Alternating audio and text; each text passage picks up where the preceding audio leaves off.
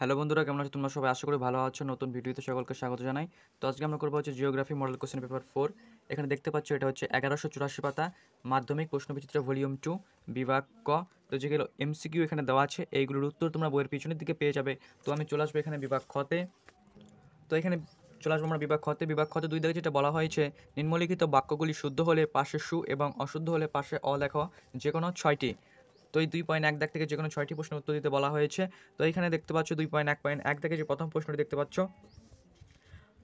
আরোহণ প্রক্রিয়ার অপর একটি নাম স্তূপীকরণ প্রক্রিয়া।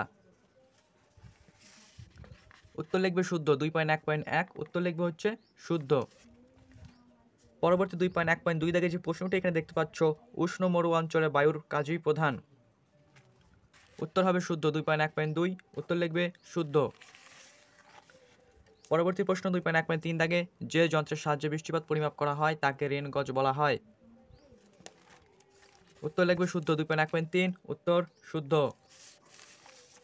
এরপর যেটা আছে 2.1.4 দাগে, প্রশান্ত মহাসাগরে সৃষ্ট এল নিনোর প্রভাবে দক্ষিণ আমেরিকার পশ্চিম উপকূলে খরা সৃষ্টি হয়। উত্তর হবে অশুদ্ধ। 2.1.3 দাগের উত্তর অশুদ্ধ। পরবর্তী প্রশ্ন 2.1.5, জৈব বজ্রগুলির উৎস প্রধানত উদ্ভিদ ও প্রাণী দেহাবশেষ। উত্তর শুদ্ধ। 2.1.5 উত্তর হবে শুদ্ধ। পরবর্তী প্রশ্ন 2.1.6, ভারতের প্রমাণ দাগিমা এলাহাবাদের উপর দিয়ে গেছে। উত্তর লিখবে শুদ্ধ। 2.1.6 দাগের উত্তর শুদ্ধ। শেষ প্রশ্ন, ধাপ চাষ পার্বত্য অঞ্চলে মৃত্যু হয় কমায়। উত্তর লিখবে শুদ্ধ। 2.1.7 বা শেষ প্রশ্নের উত্তর শুদ্ধ। এরপর আমরা আসবো পরবর্তী দাগে 2.2 দাগে, যেখানে বলা হয়েছে উপযুক্ত শব্দবর্ষীর শূন্যস্থান পূরণ করা যে কোনো 6টি। প্রথম প্রশ্ন 2.2.1, হিমশিরিতে ড্যাশ হ্রদ সৃষ্টি হয়। উত্তর লিখবে প্যাটারনস্টার হ্রদ। উত্তর লিখবে হচ্ছে প্যাটারনস্টার হ্রদ। উত্তর হবে প্যাটারনস্টার হ্রদ।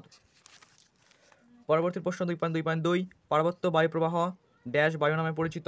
উত্তর লিখবে ক্যাটাবেটিক বায়ু নামে পরিচিত। 2.1.2 উত্তর ক্যাটাবেটিক বায়ু নামে পরিচিত। পরবর্তী প্রশ্ন 2.2.3, সমুদ্রের শীতল জল মেরু অঞ্চল থেকে ড্যাশ স্রোত রূপে নিরক্ষীয় অঞ্চলের দিকে প্রবাহিত হয়। উত্তর লিখবে শীতল স্রোত। 2.1.3 উত্তর শীতল স্রোত রূপে নিরক্ষীয় অঞ্চল দিকে প্রবাহিত হয়। পরবর্তী প্রশ্ন 2.2.4, নীলগিরি পর্বতের সর্বোচ্চ শৃঙ্গ হলো ড্যাশ।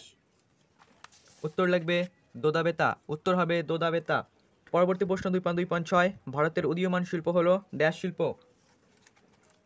উত্তর লিখবে পেট্রো রসায়ন শিল্প। উত্তর লিখবে পেট্রো রসায়ন শিল্প। পরবর্তী প্রশ্ন, ইমেল এর সম্পূর্ণ অর্থ হলো। উত্তর লিখবে ইলেকট্রিক মেইল। 2.2.7 উত্তর হবে ইলেকট্রিক মেইল। এরপর আসবো 2.3 দাগে, যেখানে বলা হয়েছে একটি বা দুটি শব্দের উত্তর দাও। 2.3.1 দাগে যে প্রথম প্রশ্ন দেখতে পাচ্ছ, সুবর্ণরেখা নদীর বদ্বীপ কোন ধরনের বদ্বীপ। উত্তরটি লিখবে করাতের দাঁতের মতো। উত্তরটি লিখবে করাতের দাঁতের মতো বদ্বীপ। সরি। পরবর্তী প্রশ্ন 2.3.2, বায়ুমণ্ডলে কোন স্তরে জেট বিমান যাতায়াত করে। উত্তর স্ট্র্যাটোস্ফিয়ার। 2.1.4 উত্তর হবে স্ট্র্যাটোস্ফিয়ার। পরবর্তী প্রশ্ন 2.2.3, চন্দ্রের কোন অবস্থানের সময় জোয়ারের জল অনেক ফুলে ওঠে। উত্তরটি লিখবে হচ্ছে সিজিগি অবস্থানে। 2.2.3 উত্তর হবে সিজিগি অবস্থানের সময়। পরবর্তী প্রশ্ন 2.3.4, ভারতের দুটি নিত্যবহ খালের নাম লেখো। উত্তর লিখবে রাজস্থান খাল ও সারদা খাল। 2.3.6, উদ্যান কৃষিতে বাণিজ্যিকভাবে ফল উৎপাদনকে কি বলে। উত্তর লিখবে প্রমাণ কালচার। 2.1.6 উত্তর হবে হচ্ছে প্রমাণ কালচার।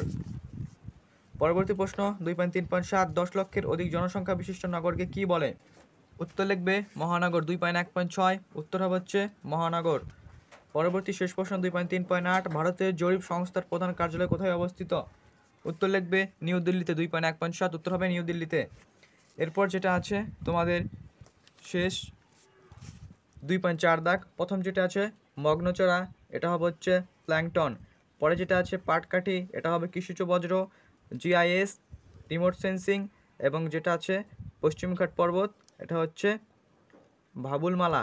তো এই হচ্ছে তোমাদের মডেল কোশ্চেন পেপার 7, যে শর্ট কোশ্চেনগুলো ছিল বিভাগ খতে।